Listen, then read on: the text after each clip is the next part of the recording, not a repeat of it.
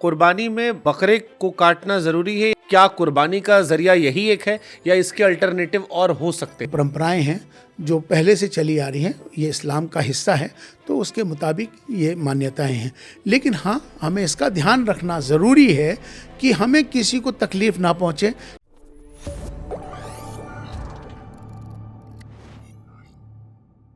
में बकरे को काटना जरूरी है या जैसे बहुत सारी हमारे हिंदुओं में प्रथाएं बदली गई, हमारे यहाँ सती प्रथा थी और बहुत सारी प्रथा थी जो टाइम के साथ इवॉल्व हो गई, क्योंकि जिस ज़माने में ये प्रथा शुरू हुई होगी वो ज़माना वो दौर अलग रहा होगा। अब ज़माना अब दौर अलग चल रहा है। ऐसे में क्या कुर्बानी का ज़रिया यही एक है या इसके अल्टरनेटिव और हो सकते हैं? नहीं, कुर्बानी जो चूँकि उस ये सुन्नत इब्राहीम है और एक परंपराएं चली आ रही हैं, ये मान्यताएं हैं और ये परंपराएं हैं जो पहले से चली आ रही हैं, ये इस्लाम का हिस्सा है, तो उसके मुताबिक ये मान्यताएं हैं। लेकिन हाँ, हमें इसका ध्यान रखना ज़रूरी है कि हमें किसी को तकलीफ़ ना पहुँचे, क्योंकि कुर्बानी ये आपके लिए और अल्लाह के बीच की है और इसमें दिखावा किसी तरह से करना या दूसरों को तकलीफ़ पहुँचे, इसका ख्याल रखना चाहिए। तरीका तो ये है कि जानवर को लेके पालना चाहिए, जिस तरह से वो अपने बच्चे की कुर्बानी देने के लिए हज़रत इस्माइल अलैहिस्सलाम की देने के लिए निकले थे, जिससे वो सबसे ज़्यादा प्यार करते थे। तो ये मकसद यहाँ यही है कि आपका जो त्याग है, आप अपने आपका जो समर्पण है उसके लिए ये त्यौहार है। तो मुझे लगता है बकरीद के मौके पर हिंदू मुस्लिम तनाव ना हो, जी, इसके लिए आप मुसलमानों को क्या संदेश देंगे? हाँ, ये बहुत अच्छी बात है, क्योंकि मुसलमानों को अभी मैं देख रहा था कि बम्बई के अंदर एक सोसाइटी थी, उस सोसाइटी में दो या तीन घर मुसलमानों के थे एक ब्लॉक में, बाकी सब हिंदू थे, तो वहाँ झगड़ा हो गया। तो मुझे लगता है कि उन मुसलमानों को ये चाहिए था कि पहली बात तो उनको, जब वो एक नियम है कि वहाँ उनको जानवर को सोसाइटी में लाने के लिए परमिशन लेनी चाहिए थी। अगर वो बकरे लेके भी आए थे तो उनको प्यार से सॉर्ट आउट करना चाहिए था, या उनको वहाँ से कहीं और लेके जाना चाहिए था जहाँ उनका गांव था, या किसी मदरसों में, या कहीं भी रख सकते थे। जब सोसाइटी में दूसरों को तकलीफ पहुँच रही है, झगड़ा पैदा हो रहा, तो ऐसी कुर्बानी कैसे हो सकती है?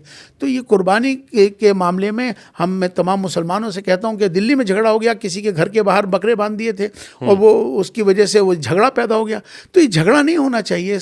हमें, ये मेरी आस्था है, मैं मुसलमान हूँ, मेरे लिए ये त्यौहार है, दूसरे के लिए थोड़ी है, तो हम दूसरों को तकलीफ ना दें, तो इसका हमें ख्याल रखना होगा। किसी तरह से दिखावा ना किया जाए या दूसरों को, अब खास तौर पर अपने नेबर्स को तकलीफ देकर ये कुर्बानी नहीं हो सकती है। कुर्बानी आप वो करिए कि जिससे ईश्वर राज़ी हो, और ईश्वर को राज़ी करने के लिए आपको इंसान को राज़ी करना होगा। आपको इसका ध्यान रखना होगा कि हम सब यहाँ एक मिलके रहते हैं कि दूसरों को ठेस ना पहुँचे, किसी को तकलीफ़ ना पहुँचे। ये असली कुर्बानी में शोर शराबा, दिखावा, सड़कों पर मांस का दिखना या वीडियोस का सामने आना, ये सब ठीक है? बिल्कुल जायज़ नहीं है, गलत है। आज चूँकि इस तरह से चीज़ें, अगर कहीं पर कोई गंदगी फैलती है तो नुकसान सबको होगा, बीमारी फैल जाएंगी। तो इसके लिए नियम अभी गवर्नमेंट ने, भारत सरकार ने, हर राज्य ने नियम लागू कर दिए हैं। तो मैं तमाम मुसलमानों से कहना चाहता हूँ कि जो जगहें दे दी गई हैं स्लॉटरिंग के लिए, वो उसी नियम को पालन करें और किसी तरह से सड़कों पर इस तरह का कोई वाक़या ना करें कि जिससे कि किसी को तकलीफ़ पहुँचे। कुर्बानी, सर फिर मैं पूछ रहा हूँ, जैसे हिंदुओं में ख़ास तौर पर कई लोग हैं जो इसे क्रूरता का विषय भी मानते हैं। हमारे यहाँ जैसे हमारे फेस्टिवल, हिंदुओं फेस्टिवल हैं दिवाली, होली, तो दिवाली में आजकल बड़ा कैंपेन चलता है कि पॉल्यूशन फैल रहा है, होली में चलता है सेव वाटर। इसी में कई सारे लोग हैं पढ़े लिखे जो कहते हैं कि अब समय के साथ बदल जाना चाहिए, कुछ एक नई चीज़ें लानी चाहिए जिससे खून खराबा कम हो या जो परसेप्शन चेंज करे। कैसे इसे आप देख रहे हो, या इसे बिल्कुल अलग करना चाहिए नहीं, ताकि ये जो असहज है उनसे इन्वॉल्व ना हो, ताकि ये बातें ना आए? चूँकि आस्था से जुड़ी विषय है, ये परंपराएं हैं, ये मान्यताएं हैं, ये हमारे लिए हैं, इसके नियम हैं, हमें उस नियम को फॉलो करना चाहिए। हम कुर्बानी करें, ये हमारा पर्व है, लेकिन दूसरों को तकलीफ़ दे के थोड़ी करेंगे। हम शोर शराबा करें, ये गंदगी करें, ये कुर्बानी थोड़ी हो सकती है, ये जायज़ नहीं है। तो इसलिए हमें इसका ख्याल रखना है कि हम दूसरों को तकलीफ़ ना देना। ये मेरा आस्था है, मेरा पर्व है, तो हम उसे अपनी तरह। तो जैसे मान लीजिए एक मोहल्ला है, वहाँ पर 10 मुस्लिम परिवार, 10 हिंदू परिवार है, मैं तीनों कंसीडर केस करता हूँ। एक मोहल्ला है जहाँ पर हिंदू सोसाइटी है, जहाँ पर 2-4 मुस्लिम लोग रहते हैं।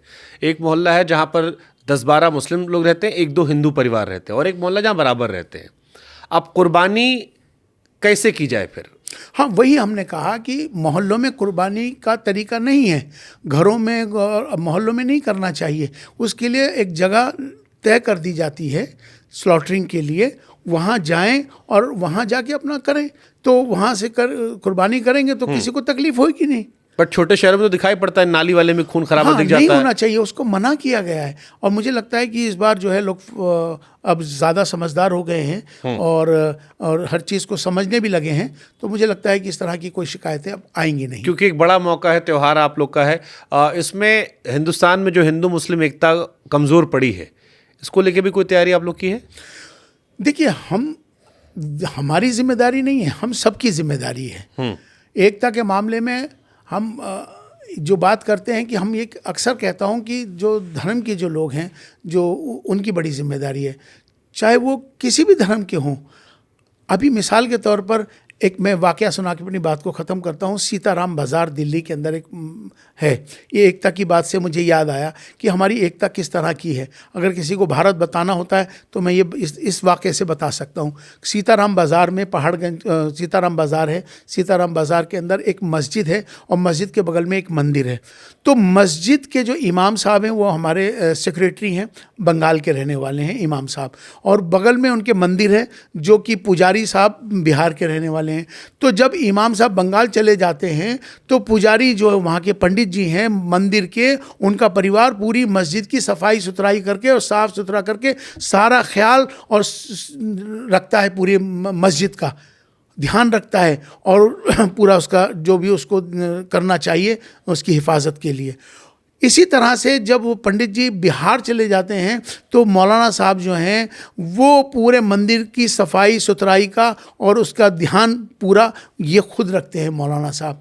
तो ये भारत है, यही तो विशेषता है, अनेकता में एकता। हमें इसी पे तो काम करने की ज़रूरत है। आपको ऐसे बहुत सारी मिसालें मिल जाएंगी जहां हम सब मिलके रहते हैं। और हमें चाहिए कि धर्म के लोगों की बड़ी जिम्मेदारी है। समाज अपना काम करता है, सरकारें अपना काम करती हैं, तो धर्म के जो लोग हैं उनकी बड़ी मान्यता होती है, लोग उनको मानते हैं।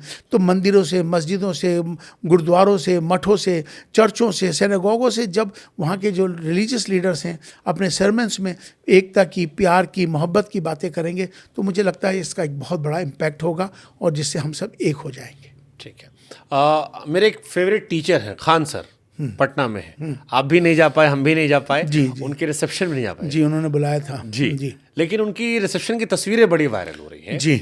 जहाँ पर उनकी जो बेगम है वो हल्का सा घूंघट, पर्दा, जो भी आप कह लीजिए, उन्होंने कर रखा है। जी। और उसको लेकर बड़ी चर्चाएं चल रही हैं कि कई अलग अलग चर्चाएं चल रही हैं। एक नज़रिया चल रहा है कि सोशल मीडिया आजकल सेफ नहीं रह गया, इसलिए शायद उन्होंने छिपा लिया हो।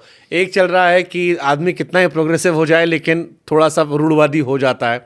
आप कैसे देख रहे हैं? क्योंकि हम आप गए नहीं, खान साहब को यहाँ से मुबारकबाद भी दे सकते हैं हम, और ये इस पर मैं चाहूँगा कि उसे कैसे आप देख रहे हैं? वो रूढ़िवादी है या परंपरा है या नज़ाकत है जो शादियों में होती, कैसे आप देख रहे हो उसे? देखिए, वो जो वायरल हो गई है वीडियो जो घूंघट वाली है, आप ये हमारे भारतीय संस्कार हैं, ये हमारे संस्कृति का हिस्सा है।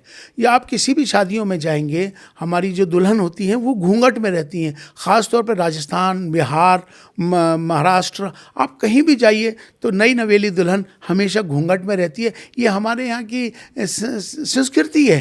तो ये मुझे लगता है कि इससे दुल्हन की जो उसकी शान है, जो उसका मर्तबा है, जो उसकी नज़ाकत है, तो वो उससे पूरी होती है। तो लोग इसको मेरे ख्याल से इस पर कोई उस पर जो अलग अलग टिप्पणी कर रहे हैं सबकी अपनी अपनी सोच है, लेकिन मुझे लगता है कि ये भारतीय संस्कार हैं जो उस बच्ची ने घूंघट करा है।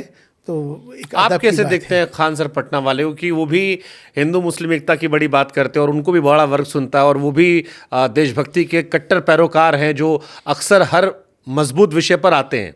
और मुझे बड़ी खुशी होती है कि वो अलग अलग विषयों पर बोलते हैं, क्योंकि वो एक एक्ट्रेस थी, उन्होंने कहा था इस देश के मुसलमानों को लेकर कि अगर आप ऐसे समय में खामोश रहेंगे तो शक पैदा होता है। एक मुस्लिम एक्टर ने टीवी की, उन्होंने एक टिप्पणी की थी कि अगर आप ऐसे संवेदनशील मसलों पर खामोश रहेंगे ये सोचते हुए कि पाकिस्तान में आपका कोई फ़ैन नाराज़ ना हो जाए, तो फिर आप शक पैदा करते हैं।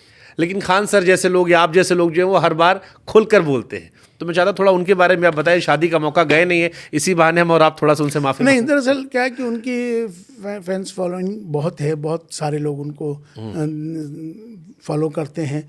उनका अपना एक तरीका है पढ़ाने का, समझाने का, जिसकी वजह से बड़े फेमस हो गए हैं वो, और उनका नाम खान सर के नाम से वो जाने जाते हैं। उन्होंने हमको दावत दी थी, चूँकि मैं बेंगलोर में था। उन्होंने कहा कि मेरे 2 तारीख को आप बोले रिसेप्शन है, उसमें आप आएँ। उन्होंने मुझे दावत दी ज़ाती तौर पर, तो खैर मैं नहीं पहुंच पाया। लेकिन उनका तरीक़ाकार भी, देखिए बहुत से जो लोग हैं ना, अपने अपने तरीके से जिस बात को रखते हैं तो लोग मानते हैं। तो आज राष्ट्रवाद की बात हो, राष्ट्रीयता की बात हो, ये हमको कॉमन एक दूसरे करनी चाहिए, जिससे कि हमारे अंदर एक मजबूती पैदा होती है। धर्म एक अलग चीज़ है, धर्म सब अपने अपने मनाते हैं, सबके मान्यताएं हैं, ठीक है। लेकिन हम जहाँ एक हो जाते हैं राष्ट्र के विषय पर, चूँकि राष्ट्र प्रथम है, हम हमेशा एक बात कहते हैं, देश हमें देता है सब कुछ, हम भी तो कुछ देना सीखें। राष्ट्र के प्रति भाव सबका आना चाहिए, और राष्ट्र और राष्ट्रीयता की बात हम सबको करनी चाहिए, जिससे कि हमारे अंदर एक मजबूती पैदा होती है भारतीयता की। आओ हम सब मिलकर हम भारत को मजबूत करें, भारतीयता को मजबूत करें। राष्ट्र सर्वोपरि है।